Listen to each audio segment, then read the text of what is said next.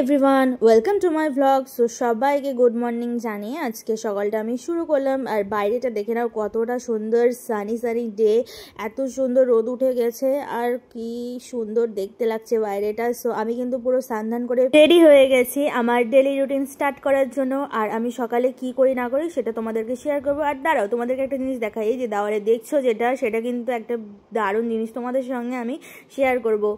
আর এখন আমি স্টার্ট করে দিলাম আমার সকালের রুটিনটা। সো ফার্স্টে আমি চলে এসেছি আমার রান্নাঘরে, বিকজ আমার এই কিচেনটা ভীষণ ফেভারিট। সো কিচেনে আমাকে তো আসতে হতোই। দেন আমি চলে এসেছি আর ক্যামেরাটা একটু ঠিকঠাক করে পজিশন নিয়ে নিয়েছি আর তোমাদেরকে আমি শেয়ার করছি আজকে আমার মা কী কী রান্নাবান্না অলরেডি করে রেখেছে। আর আমি আজকে অনেক অনেক হ্যাপি, অনেক আনন্দে। জানি না আমি আজকে সকাল থেকে নাচ করছি, গান করছি, লাফাচ্ছি। সো দেখেই নিলে আমাদের বাড়িতে কী কী রান্না, ডাল, ভাত, শাক ভাজা, সবজি মিক্সড। সো আমি ঘুম থেকে ওঠার পর থেকেই না একটা কেমন কেমন যেন আমাদের বাড়িতে আওয়াজ পাচ্ছি, অনেক ধিম ধাম হাঁস ঢুস। সো ওই জন্য আমি দেখতে গেলাম যে ব্যাপারটা কি হচ্ছে আমার বাড়িতে। ওই জন্য আমি চলে গেলাম ইনভেস্টিগেশন করার জন্য। আর এখন উপরে উঠছি আর এটা আমার বাড়ির সিঁড়ি যেটা দিয়ে আমি এখন উঠছি। একদম চলে যাব টপ ফ্লোরে, ছাদের উপরে, দেখতে যে ছাদে কি কাজ হচ্ছে, যেটার জন্য গোটা বাড়ি একদম পুরো কাঁপছে পুরো। সো আমি দেখতে গেছি। দেন কতটা হেঁটে সিঁড়ি দিয়ে উঠতে হয় বিশ্বাস করো গাইজ, আমার না একদম ছাদে আসতে ভালো লাগে না। উফ, এতটা পরিমাণে হেঁটে আসতে হয় ছাদে, আমার পাগুলো খুব ব্যথা করে। সো আমি অনেক স্ট্রাগল করার পর আমি ছাদে চলে এসেছি। আর ছাদে এসে দেখছি ওয়াও, এগুলো কী রাখা আছে। আর আমাদের দেখো এই গাছগুলো, এই একদিন আমি আমার ছাদের গাছের একটা পুরো ব্লগ বানিয়ে তোমাদেরকে শেয়ার করবো যে আমার ছাদে কী কী গাছ আছে। আর দেখছি একটা কাকু এখানে কি যেন পরিষ্কার করছে। এখানে আমাদের সব বাড়ি বানানোর যেগুলো টাইলস এক্সট্রা বেঁচে গেছিলো, কাটা টাইলস, পাথর, হ্যাঁ, সেগুলো এক জায়গায় যেরকম জমা করা ছিল সেগুলো আবার পরিষ্কার করছে এই কাকুটা। আমার মা বোধহয় আজকে এই কাকুটাকে ঠিক করেছে এই কাজগুলো করার জন্য। সো অনেক কয়েকদিন ধরেই আমরা প্ল্যান করছিলাম যে ছাদটা একটু ক্লিন করতে হবে, ছাদটা নোংরা হয়ে গেছে, অনেক দিন ধরে পরিষ্কার করার জন্য অনেক কথা চলছিল। আর এই যে দেখো তোমাদেরকে দেখাই, এখন কিন্তু নভেম্বর, আমাদের ছাদে দুটো কি সুন্দর সুন্দর আম হয়েছে। আমাদের আম গাছে আম ধরেছে নভেম্বর মাসে। যাই হোক, কত সুন্দর না। এই আমগুলো পাকলে যখন খাবো তোমাদের সঙ্গে শেয়ার করব।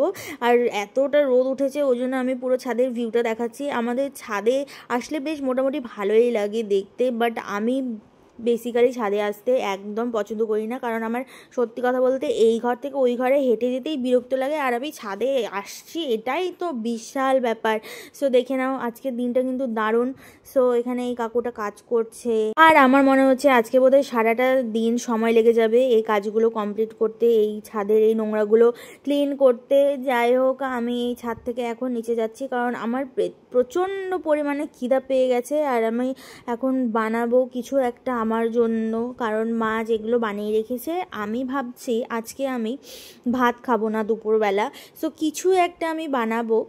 তো চলো কি বানাই না বানাই তোমাদেরকে আমি শেয়ার করি। আর আমাদের দেখো উপর থেকে এরকম করে নিচে দেখা যায় মিডিল পয়েন্টে এরকম কাচের একটা দেওয়া আছে, কাচ লাগানো আছে। সো আমি এখন নিচে নামছি আর তোমাদের সঙ্গে শেয়ার করবো যে আমি কি বানিয়ে খাবো সেটা।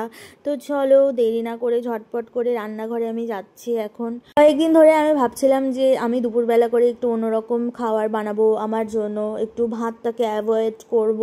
হ্যাঁ, কিন্তু কোনোভাবেই অ্যাভয়েড করা যায় না। আসলে বাঙালিতেও ভাত না খেলে তো মনেই হয় না যে দুপুরবেলা কিছু খেয়েছি। যাই হোক, আজকে আমি একদম ফুল ডিসাইড করে নিয়েছি যে আজকে আমি ভাত করবো না। সো আমি প্রথমে যেটা করলাম যে একটা আটা নিয়ে নিয়েছিলাম, হ্যাঁ, আশীর্বাদ আটা।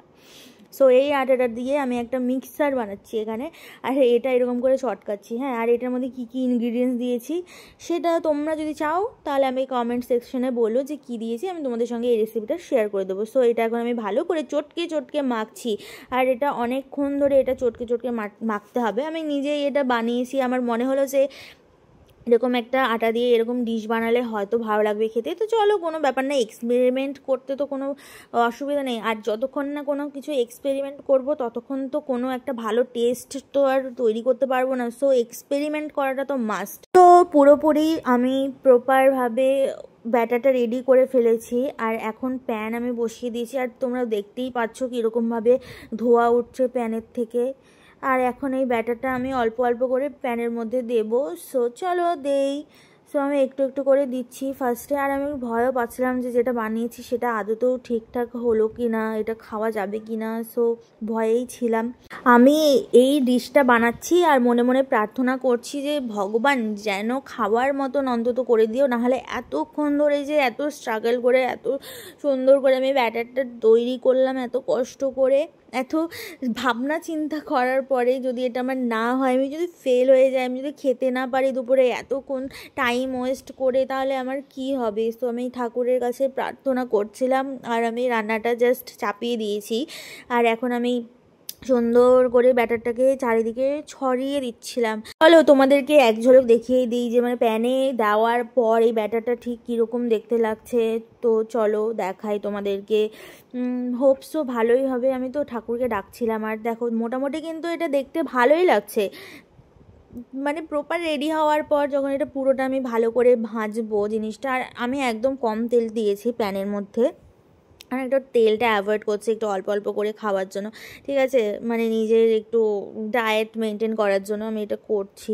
আর নতুন নতুন ভ্লগিং মানে তো বুঝতেই পারছো কত ধরনের কত যে আমি ভুল করছি, সেটা তো একমাত্র ভগবানের জানে। আর তোমরা যদি আমার ভ্লগগুলো দেখো আর তোমরা আমাকে জানিও যে আমি কি ভুল করছি, কিভাবে ভ্লগটা করলে খুব ভালো হবে। হ্যাঁ, তোমাদের কাছে আমি আমার যে এই কথাগুলো, আমার এই ভিডিওসগুলো তোমাদের সুন্দর করে যাতে দেখাতে পারি, তোমরা আমাকে একটু সাজেস্ট করে দিও, তাহলে আমার একটু বেশি ভালো করে হেল্প হয়ে যাবে। সো আমি এখানে প্রথমে তো এই ভাতের হাঁড়িটা ছিল জন্য দেখা যাচ্ছিল না প্যানটা, আমি তো নোটিস করতে পারিনি, পরে দেখছি যে এরকম ঢেকে গেছে। সো আমি ভাতের হাঁড়িটাকে আমি সরিয়ে দিয়েছি আর এখন মোটামুটি বেশ ভালোই লাগছে দেখতে। আর দেখো আমি না একটু মানে শেফদের মতন স্টাইল করে ভাজছি। আর সত্যি কথা বলতে না একটা আমি প্রবলেমের মধ্যে পড়ে গেছিলাম। মোটামুটি তো এতক্ষণ ধরে যতটা আমি করেছি ভালোই ঠিকঠাক চলছিল, তারপরে একটা পৃষ্ঠা তো মোটামুটি আমি হয়ে গেছে, মানে ওটা অলমোস্ট ভাজা ভাজা হয়ে গেছে, উপরেটা শুকিয়ে গেছে। এবার যে সেকেন্ড পার্টটা আমি ভাজবো সেটা আমি উল্টাতে গিয়ে কী হলো, পুরোটাই ক্র্যাক হয়ে গেল আর ভেঙে গেল, কি বলবো। সো আমি একটু মনটা আবার খারাপ হয়ে গেছিলো, কিন্তু মোটামুটি কোনো মতে ট্রাই করে এই গোলা রুটিটা আমি জাস্ট কোনো মতে রেডিটা করলাম। আর একটু আমি মনে হচ্ছিলো যে একটু আমাকে তেল দিতে হবে, নাহলে হয়তো ভাজাটা ঠিকঠাক হবে না, জন্য একটুখানি তেলও আমি দিয়ে দিচ্ছিলাম আর একটু ভালো করে ভাজার জন্য। আর আমি ভীষণ কনফিউশনে পড়ে গেছিলাম যে এটা কি হয়ে গেল, কি করতে গেলাম কি হয়ে গেল। যাই হোক, যেটাই হয়েছে আমি তোমাদের সঙ্গে আমি শেয়ার করছি ব্যাপারটা ঠিক কি হলো। তোমরা বুঝতেই পারছো যে কতটা স্ট্রাগল করে আমি ভাজছি জিনিসটাকে। জাস্ট আমি তো বারবার করে প্রে করছিলাম যে ঠাকুর কোনো মতেই তুমি ঠিকঠাক করে এটাকে বানিয়ে দিও, যাতে আমি আমার দুপুরবেলার লাঞ্চটা আমি ভালো মতন করে করতে পারি। আর একে তো প্রাণপণ নিয়েছিলাম যে আজকে ভাত খাবো না, সো কি আর ও জাস্ট দেখো মোটামুটি আমি প্রায় এটা হয়ে এসছে 90% ভাজা ভাজা প্রায়। তোমাদেরকে দেখাচ্ছি কতটা কীরকম ভাজলাম, দেখো এরকম আপাতত এরকম গোল্ডেন গোল্ডেন করে ভেজেছি। হ্যাঁ, অনেকটা সময় লেগে গেছে সত্যি কথা বলতে, তোমাদেরকে তো কেটে কেটে শেয়ার করেছি, অনেকটা সময় লেগে গেছিলো। সো এখন আমি খেতে বসে পড়ে গেছিলাম আর দেখো ঠিক কীরকম লাগছে দেখতে। আর বিশ্বাস করবে না গাইস, সত্যি কথা বলতে ভালো হয়েছিল, খারাপ হয়নি। সো আমি খাওয়া দাওয়াটা কমপ্লিট করে নেই, দেখা হচ্ছে অন্য আর একটা ভিডিওতে। টাটা।